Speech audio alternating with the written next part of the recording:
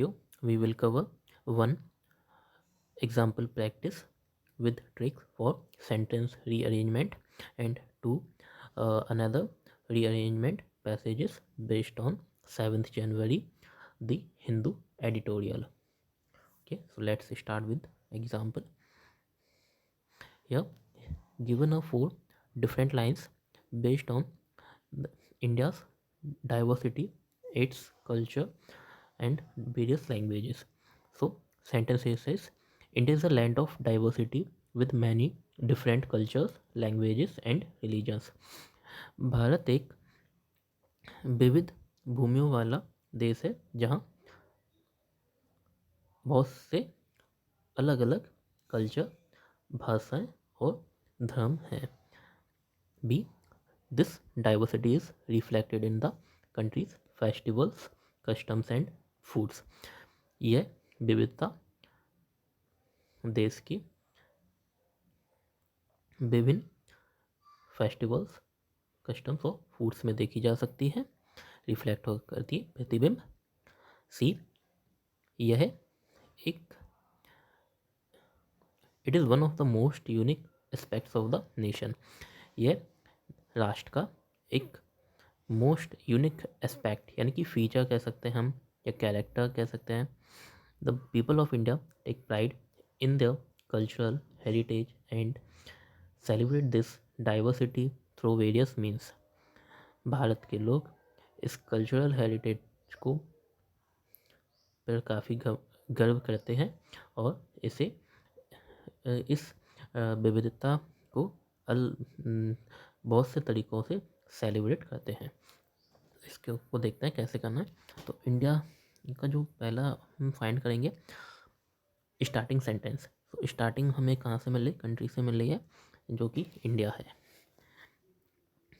So sentence A introduces the topic India's diversity. So it will come first. B, it is given as the same. It elaborates further about the diversity.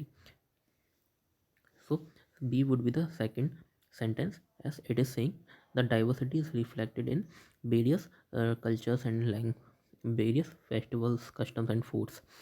So now we need to look for a connector word or something which more describes about this. So D here talks about how Indians celebrate the India. First we are talking about India, their culture diversity, then how the people of India celebrates culture and various festivals. So it's talking about in C. So the flow is B A B D. Then final sentence is C summarizes the idea of the diversity being unique, which is a concluding though. So it comes last. It is saying in the last thing and overall our one liner sentence what the theme is about. So it is saying it is one of the most unique aspects of the nation. Bharat को हम जानते हैं, भारत एक विविधता में भी एकता वाला देश है. Okay, let's practice our first sentence rearrangement based on the Hindu. Here 5 sentences are given which says officials suspect it to be a case of poaching. Poaching मतलब होता है शिकार करना. अधिकारी को संदेह है कि यह शिकार करने का केस हो सकता है.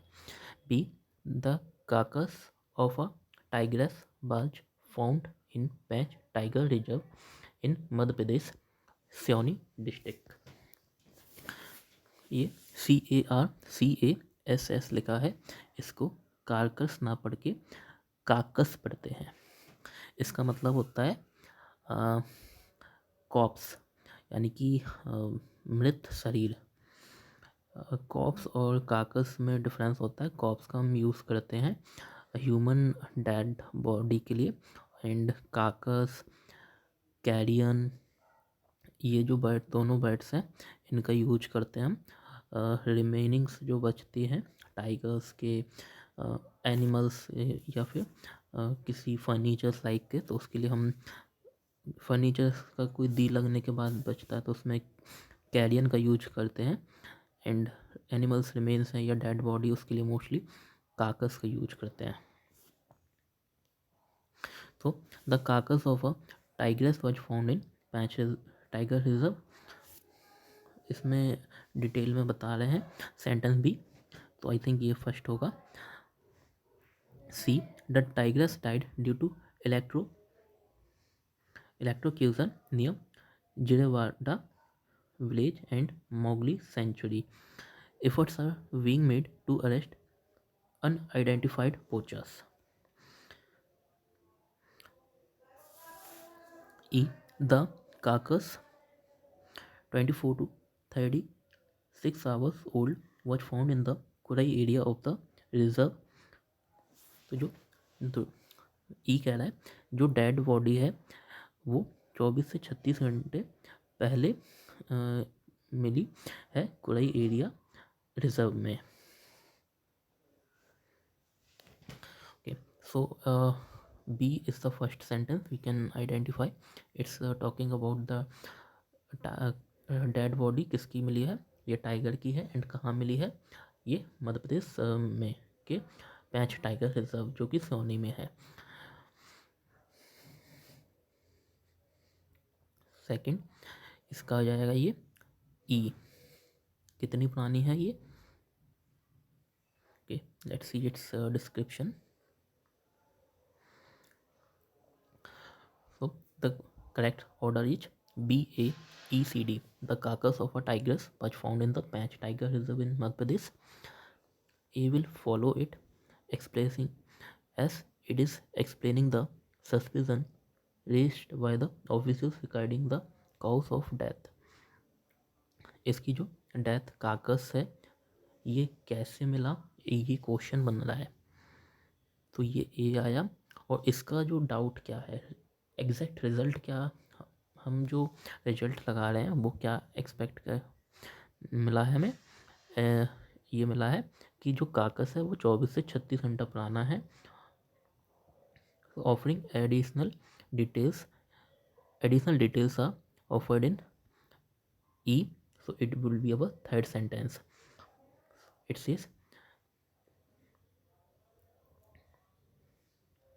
कार्कस 24 से 36 घंटा पुराना है और इसकी लोकेशन है वो कुरई एरिया की है। इसके बाद सी जो कि कहता है एन एक्सप्लेनेशन, टाइगर की जो डेथ है टाइग्रेस की वो कैसे हुई है, ये बता रहा है कि इलेक्ट्रोक्यूजन की वजह से हुई है। और मेंशन कर रहा है कि जो लोकेशन है वो मुगली सेंचुरी है, 5th है ये। इसमें providing the ongoing responses to the incident that efforts are being made to arrest the unidentified poachers responsible। तो 5th लास्ट में बता रहा है कि फाइनल जो रिजल्ट है अभी अनआइडेंटिफाइड अज्ञात शिकारियों के विरुद्ध केस किया गया है और उन्हें पकड़ने की तलाश जारी है। So the correct sentence is BAECD। Let's see it's questions. These are, so which of the following would be the first sentence after the rearrangement? So it's our B. Which of the following is the second sentence after rearrangement? So it's B. It was our A. Which of the third sentence कौन सा है इसमें rearrangement के बाद, ये हो जाएगा हमारा E। लाइक ऑप्शन हमारा वंस एक बार अरेंजमेंट बन गया, कोई भी क्वेश्चन इसी टाइप के रहते हैं तो हम इजीली सॉल्व कर सकते हैं। सेकंड है यूपी के बारे में। इसमें दे रहे हैं ये आयुष्मान भारत जो स्कीम है पीएम मोदी के द्वारा लॉन्च की गई थी, इससे में यूपी ने हाईएस्ट रजिस्ट्रेशन किए हैं। तो इसी के बेस पर ये सेंटेंस रीअरेंजमेंट है। ये सेंटेंस बता रहा है the beneficiaries of health insurance scheme are receiving free treatment up to 5 lakh rupee, Mr. Patak said as he directed authorities to ensure maximum coverage for the eligible patients. तो mister पाठक हैं कोई, वो उन्होंने कहा कि बेनिफिशरीज को, लाभधारक जो हैं उनको हेल्थ इंश्योरेंस स्कीम में 5 लाख रुपये का फ्री ट्रीटमेंट मिल रहा है। और उन्होंने अथॉरिटीज़ को निर्देश दिए हैं कि वो इंश्योर करें कि अधिक से अधिक एलिजिबल जो योग्य पेशेंट्स हैं इस योजना का लाभ ले सकें। अधिक से अधिक एलिजिबल पेशेंट्स इसमें कवर हो सके।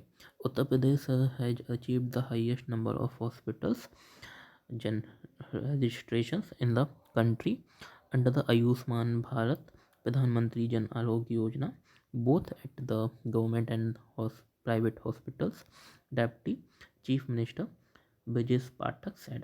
यूपी के जो Brajesh Pathak deputy chief minister हैं उन्होंने कहा यूपी ने हाईएस्ट नंबर में हॉस्पिटल, यूपी के ये जो हॉस्पिटल्स हैं प्राइवेट और गवर्नमेंट दोनों ही हॉस्पिटल्स ने आयुष्मान भारत स्कीम के अंदर सबसे ज़्यादा रजिस्ट्रेशंस अचीव किया है।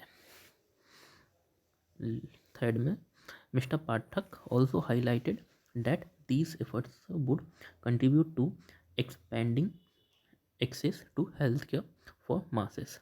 जनता के लिए ये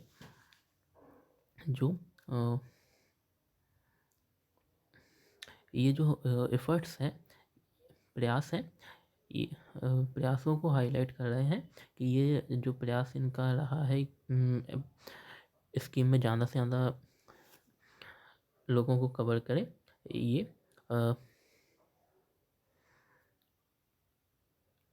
इसको ये अभी भी बढ़ा रहे हैं।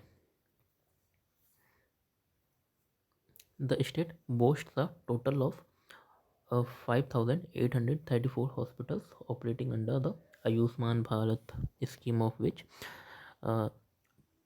2019 949 are government run and 2,885 are private facilities, the highest in India। तो ये डी सेंटेंस में जो यूपी के हॉस्पिटल्स हैं उसका टोटल काउंट दिया है, कितने ओवरऑल रजिस्ट्रेशन हुए हैं आयुष्मान भारत स्कीम में, एंड प्राइवेट एंड गवर्नमेंट में कितने हैं। तो ये हाईएस्ट है अभी तक। तो बी सेंटेंस जो है इसमें डिटेल में दिया है आयुष्मान भारत स्कीम के बारे में, किसने किया है और किसने कहा है, ये तीनों चीज़ें बता रहे हैं। तो ये जो है यूपी स्टेट है उसने हाईएस्ट नंबर अचीव किया है। ये deputy chief minister Brajesh Pathak ने कहा, इनका फुल नेम भी दिए रहे हैं यहाँ पर, एंड स्कीम क्या है आयुष्मान भारत। तो B would be our first sentence. Let's see its explanation.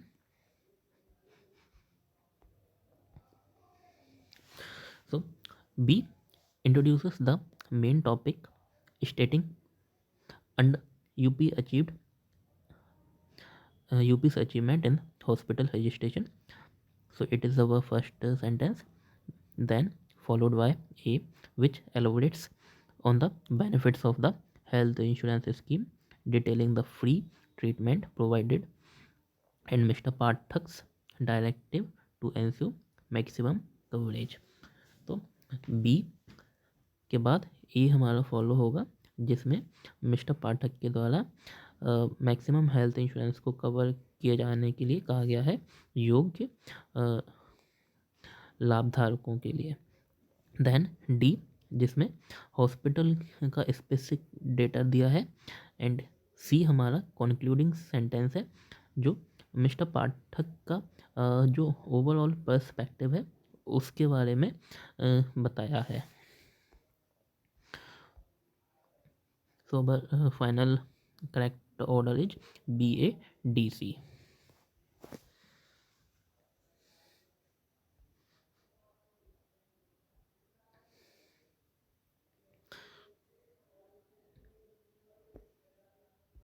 Ayushman Bharat जो स्कीम है ये रिसेंटली न्यूज में भी थी अक्टूबर में, जिसमें प्रधानमंत्री जी ने जो 70 से अबो एज के एल्डर्स हैं उनके लिए भी लिमिट को एक्सटेंड किया था, जो कि आई थिंक 23 अक्टूबर 2024 को लॉन्च की गई थी, जिसमें सभी 70 प्लस अबो की जो पर्सन्स हैं उनके लिए भी इस स्कीम को अप्लाई किया गया। एंड आयुष्मान जो भारत स्कीम है ये ओरिजिनली 23 सितंबर 2018 को इसे लॉन्च किया गया था।